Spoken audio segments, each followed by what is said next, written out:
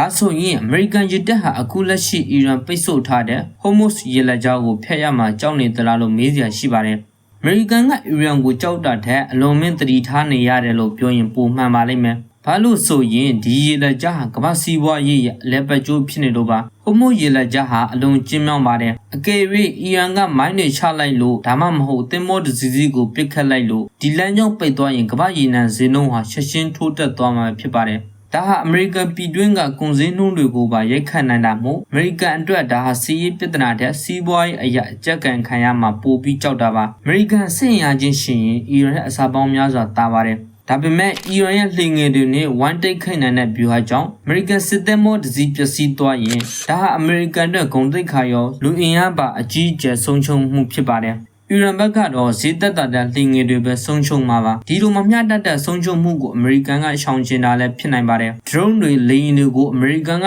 ရေဒါနဲ့မြင်ရပေမဲ့ရေအောက်မှာငြိမ်နေတဲ့မိုင်းတွေကိုတော့ချက်ချင်းရှာဖို့ခက်ပါတယ်မိုင်းတစ်လုံးတည်းနဲ့တင်ဒေါ်လာဘီလီယံရှိတန်တဲ့အမေရိကန်ဖြတ်သန်းမှုတစ်စီးကိုနင်းမြုပ်အောင်ဒါမှမဟုတ်သုံးမရအောင်လုပ်နိုင်စွမ်းရှိပါတယ်အမေရိကန်ဟာအရှေ့လေပိုင်းမှာစစ်ပွဲတစ်ခုကိုထပ်မလုပ်ရှင်တော့ပါဘူးအကယ်၍ဟိုမိုရလက်ကြားမှာအမှားယွင်းတစ်ခုဖြစ်သွားရင်အကြီးစားစစ်ပွဲကြီးတစ်ခုဖြစ်သွားနိုင်ရရှိတာကြောင့်အမေရိကန်ဟာအဲ့ဒီနေရာမှာအလွန်ထိမ့်သိမ်းသိမ်းနဲ့ကန်တွယ်နေရတာလည်းဖြစ်ပါတယ်အီရန်ကိုစစ်ရင်ရအရာကြောက်စရာမလိုပေမဲ့ဒီနေရာမှာပြဿနာတက်သွားရင်ကမ္ဘာကြီးတစ်ခုလုံးဒုက္ခရောက်သွားနိုင်တဲ့ဆိုတဲ့အချက်ကတော့အတော်လေးစိုးရင်ရပါတယ်ဒါကြောင့်ပဲအမေရိကန်ဟာ drone တွေအစစ်မြစ်ရေဒါတွေနဲ့အီရန်ရဲ့လှုပ်ရှားမှုတိုင်းကို24နာရီစောင့်ကြည့်ပြီး preemptive strike လို့ခေါ်တဲ့ဗျူဟာကိုအစဉ်သင့်ပြင်ထားရတာလည်းဖြစ်ပါတယ်ဟိုမိုရေလက်ကြားဟာအခုထိတော့ငြိမ်နေစေဖြစ်ပါတယ်ဒါပေမဲ့ရေအောက်ထက်ကမိုင်းတွေနဲ့ခွက်ဖဲတွေကတော့အချိန်မီပောက်ကွဲသွားနိုင်တဲ့ရန်ပုံကြီးတစ်ခုလိုရှိနေစေဖြစ်ပါတယ်အခုလိုစီးရင်နည်းပညာနဲ့ထူးခြားတဲ့အကြောင်းအရာတွေကိုသိချင်ရင်တော့ကျွန်တော်ရဲ့ channel ကို subscribe လုပ်ထားဖို့မမေ့ပါနဲ့အောင်ကြည့်ရှုသူတယောက်ချင်းစီကိုကျေးဇူးတင်ထူးတင်ရှိပါတယ်ခင်ဗျာ